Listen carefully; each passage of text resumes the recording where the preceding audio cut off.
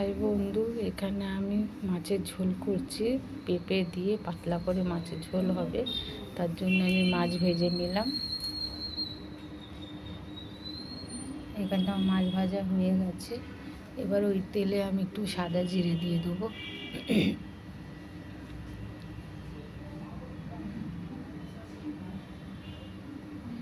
সাদা জিরে দিয়ে দিলাম। এবার পেঁপে আছে, পেঁপেটা দিয়ে দেবো।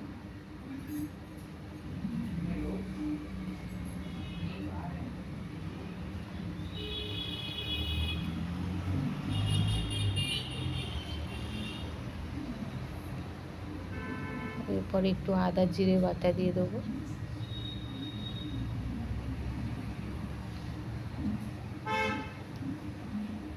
একটু হলুদও দিয়ে দেবো।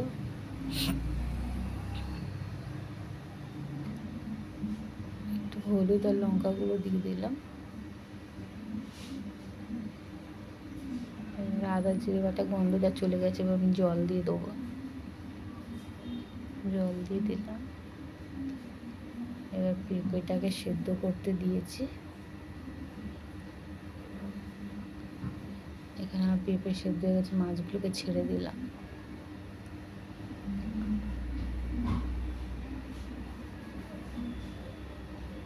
পেঁপেও গলে গেছে।